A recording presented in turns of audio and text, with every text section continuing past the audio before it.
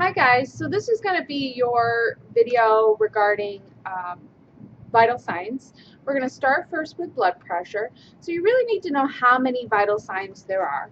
And you've already learned in class from Ms. Blackmore and Mr. Donahue that we have 6 vital signs that we're going to be going over. The first one that we're going to talk about is probably the most complex of the 6, and that is blood pressure.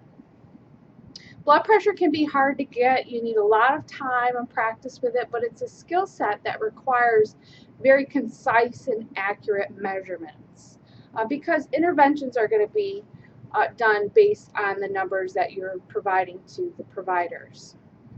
So the first thing that I want you to do is I want you to grab the appropriate cuff.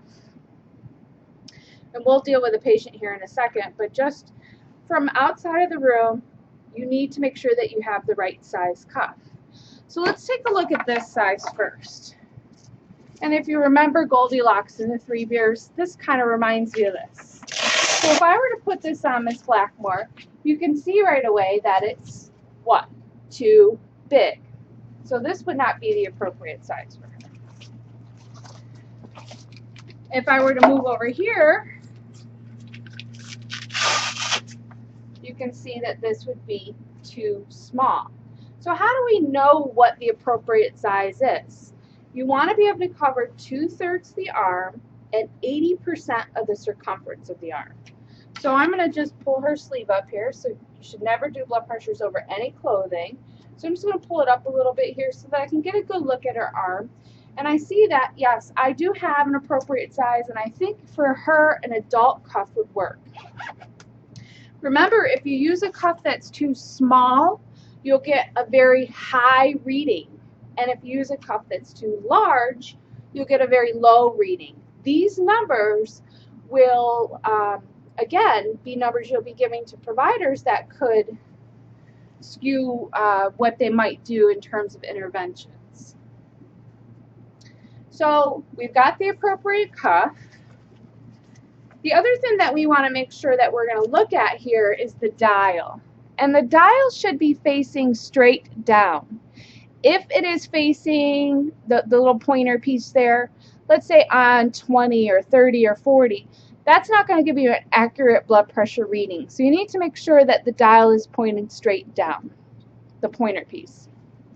We're going to talk about reading the dial in a second. So I'm going to start from the beginning. I've got my appropriate equipment. I have my stethoscope. I have the blood pressure cuff. So the first thing that I need to do is I need to come into the patient's room and go through aid it. So I'm going to kind of start from that piece, making sure that you use your 2 identifiers to identify your patient as well, and then we'll kind of go through the skill. So you always want to start by knocking on the door. Come in. Knock, knock, knock. And I'm going to go ahead and sanitize my hands.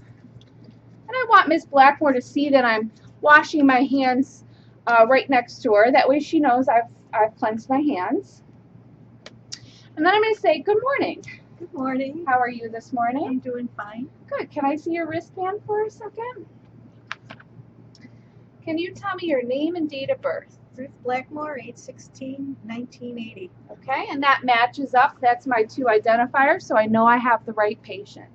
So I've acknowledged her. I've introduced myself. I'm going to let her know that my name is Andrea. I'm a student nurse, and I'll be working with her today. It's always really good if you have the opportunity to try to get on the patient's level. Let me ask you, Ms. Blackmore, if I'm standing like this, does it feel a little bit uncomfortable? It's like I have to look up to you and you're trying to be overbearing. Yeah, so if I were to come down like at this level, does it feel a little bit more comfortable? More personal. Yeah. So when you go into a patient's room, if you just tell them what you're going to be doing, sort of wake them up gently. I'm going to be taking your blood pressure. It'll probably only take 5 minutes, but I just wanted to let you know what I was going to be doing before I started doing it, okay?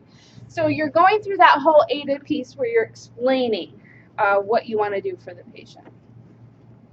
We've already figured out that we have the appropriate cuff size. So the next step is to know what the patient's baseline is. Fortunately enough, I already got report from the off-going nurse, and she told me that Ms. Blackmore runs around Textbook 120/80. textbook 120/80. So that's great. So I know that she's going to be right around there. That tells me where I want to start with the first number in terms of pumping up the blood pressure cuff. So I'm going to pump it up to 150 millimeters mercury. So it's always 30 to 40 above the systolic, which is the top number. In her case, 120 puts me at 150, 160-ish. So I'm going to put it on her arm. First thing I have to do is I have to find her brachial artery. The brachial artery runs sort of medially towards the body here. So if you take the bend of the arm, your two fingers, never your thumb, and you just kind of move with a gentle push, you'll feel that sort of thumping of the artery. And hers is right here. If you're having a hard time finding your patients, have them hyperextend their arm, because if it's bent forward, you may have a harder time sort of finding it in the bend of the arm. So I found it, and then that's going to allow me to know right where to put this artery mark. It says right there on the blood pressure cuff, artery mark. So I'm going to lay it right over that. You want to be about an inch to an inch and a half, so you have a place to put your stethoscope. If you've ever had anybody take your blood pressure where they shove the stethoscope underneath the blood pressure cuff and then squeeze it up and it pinches and it hurts, it's not necessary if you just put it about an inch, inch and a half above that artery mark. You have to have the blood pressure cuff over that artery mark because there's a bladder in here that will push on the artery, allowing that so that you're able to hear the sounds that you need to hear. So you need to make sure the bladder is over that artery mark. You can go ahead and relax your arm down. So I want her to be comfortable. I'm going to kind of work around her. Something that will help me, and Ms. Blackmore will make sure that you do in every test out, is good body mechanics. So you want to raise that bed up before you get started so you're not leaning over the bed to hear.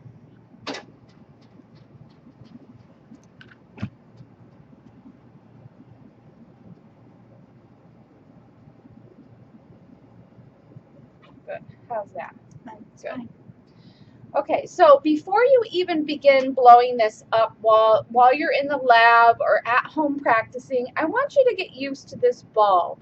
This usually is the hardest part for people to get because you have to very gently turn this bulb to get the pointer piece to move at the rate you want it to be. And some people will go way too fast and then you won't hear anything. And then some people go way too slow, and then the patient's arm feels like it's going to fall off.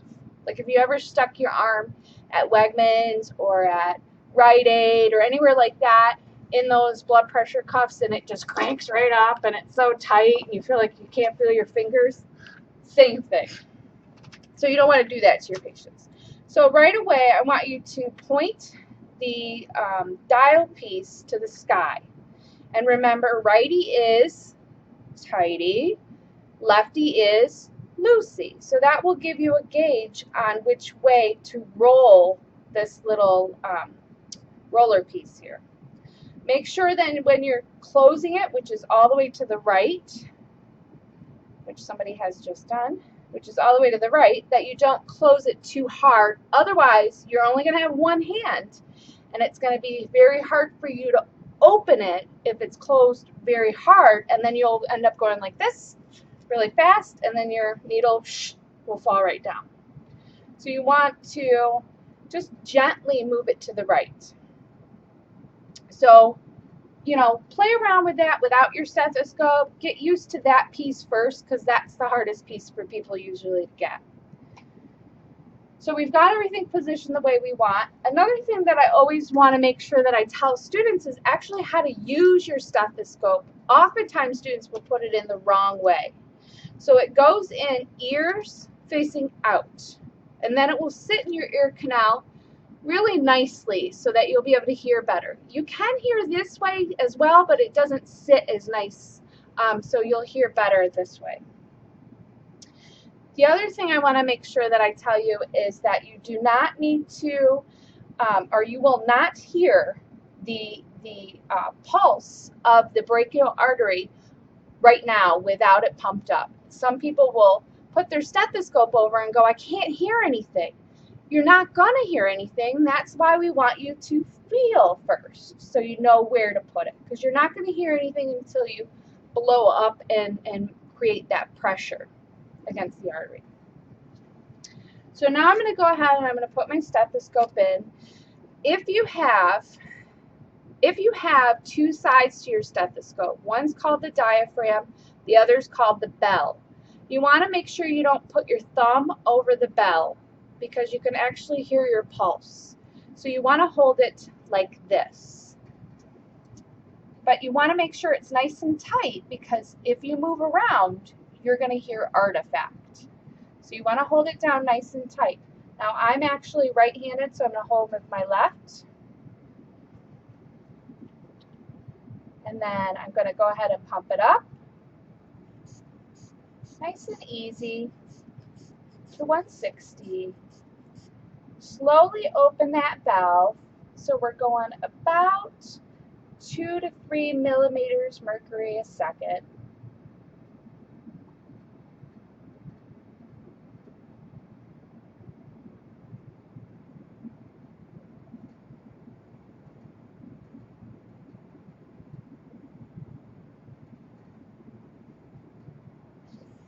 And I got 128/78.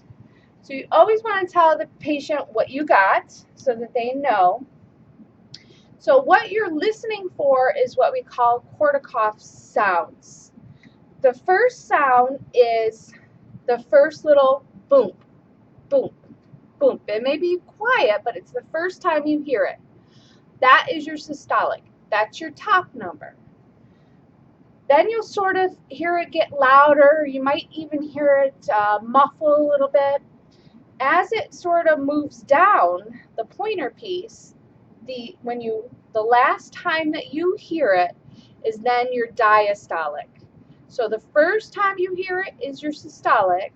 The last time you hear it is your diastolic.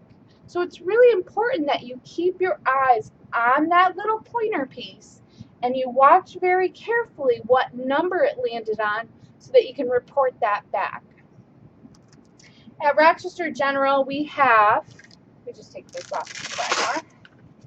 We have blood pressure cuffs that are all done by evens. So unless you got extraordinarily great eyes, you're always going to end up with an even blood pressure.